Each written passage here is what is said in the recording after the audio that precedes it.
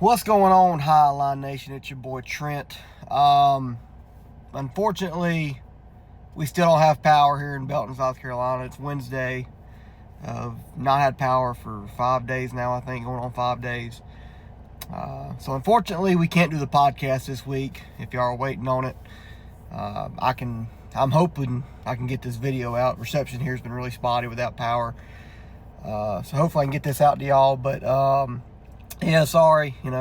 Hurricane Helene said y'all ain't talking NASCAR this week. But we're good. Just no power still. They're getting closer. I think we might be able to get power in the next 24 hours, I hope. They said Friday, but we'll see. But it sucks we can't get the podcast out this week. Riley goes back to work tonight, so even if we got it back tonight, it'd be too late.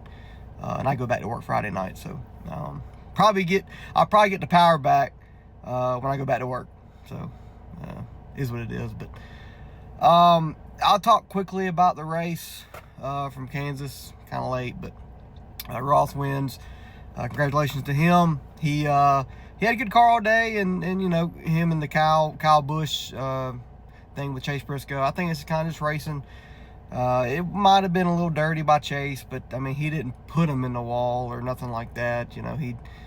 And ultimately Kyle got loose and overcorrected and spun out. He could have done that a little bit better. I'm not saying I could have done any better either, but I'm just saying it was possible for him not to spin out right there. But as far as the playoffs go, Reddick, I said this, I think last week on the podcast. I said, Reddick, you need to watch out for Reddick in that 45 team. They're starting to struggle. It's reminding me of Truex and the 19 team last year. Truex won the regular season championship last year, and then the playoffs started, and they just kind of fell off a rock. You think about Reddick, he hadn't had a good race yet. Atlanta, he kind of ran 15th all day and got or 10th to 15th and got like a solid finish. Watkins Glen, he was awful. Bristol, he was awful. And here at Kansas, one of his best tracks for 2311 in himself, he was not good. He had some speed late in the race and had that kind of got caught up in that Brad Keselowski restart where he fell back, but he never came back, never made his way back up through the field, finished like 25th. So now he's 4 points below.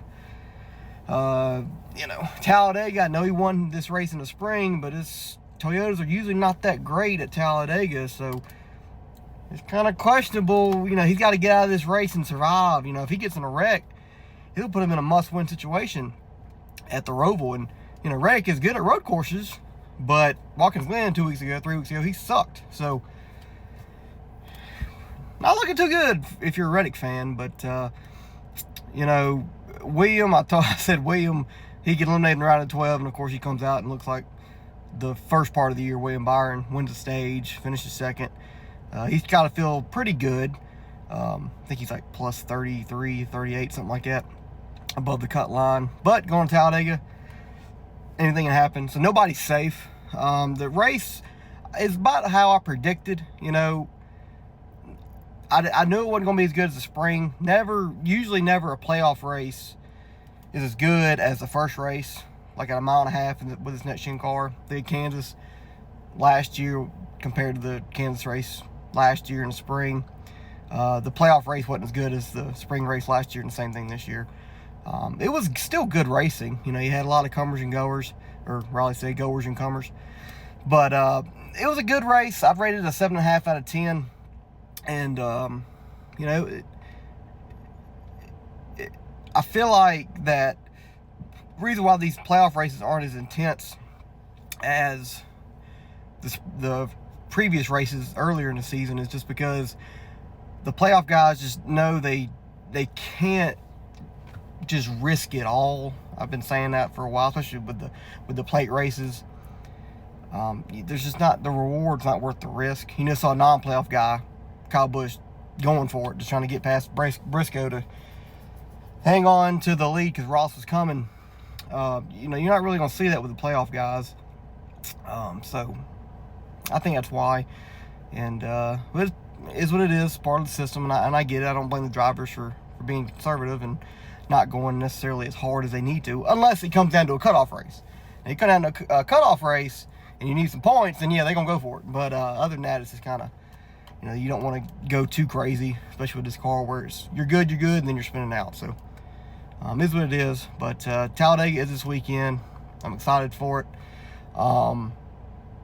Since we can't do a podcast episode this week, you know, I think it's going to be an okay race. You know, fuel savings at the wazoo again, and, you know, we'll see how that goes. But, you know, I think Fords will be strong. You know, they got that new little, what do they call it, the Mohawk, trying to prevent the flips, you know, this week. I'm not a huge fan of that, changing a rule like that, you know, in the middle of the playoffs. But NASCAR does whatever the fuck NASCAR wants to do. So, overall, I think it's going to be a decent race. A lot of fuel savings. It's going to be damned if you want to be in the front, but you have to be in the front at the end of the race. You know, that last green flag pit stop, you're going to have to be in the front 2-3 rows to have a chance, because when they start going all out, it's going to be nearly impossible to pass, to get your way up through the field with this car. We've seen it the past 2 years with the next gen car. Like, the racing hasn't been good. It looks like it's good, you know, while they're trying to save fuel, going 75% throttle the first 3/4 of the race. In that last run, they're all going 100%, and it's just 2x2 the whole time. So, fuel mileage is going to be a huge deal, and you got to get on and off pit road. It's going to be huge, and avoid the big wrecks.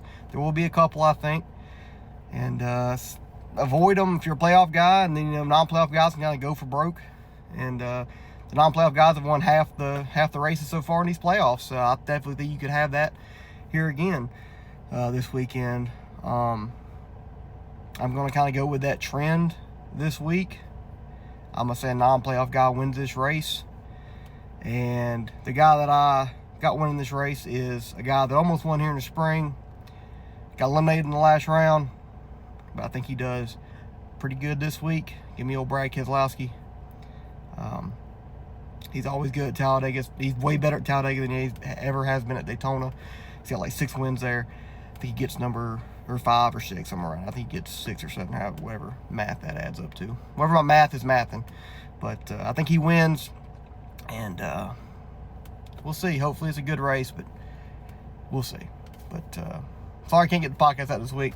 No power, means no podcast. So we'll catch you next week. Hopefully we can do a podcast episode next week to review Talladega and all that stuff. Till next time, go Tigers.